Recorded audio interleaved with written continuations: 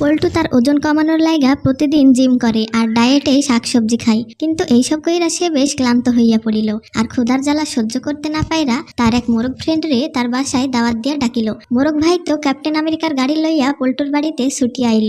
পল্টু তখন চালাকি কইরা মোরগটারে ঘুমের ওষুধ খাওয়াইয়া ঘুম দিয়া দিল। এইবার সে একখান গরুরে তার বাসায় দাওয়াত দিয়া ডাকিল।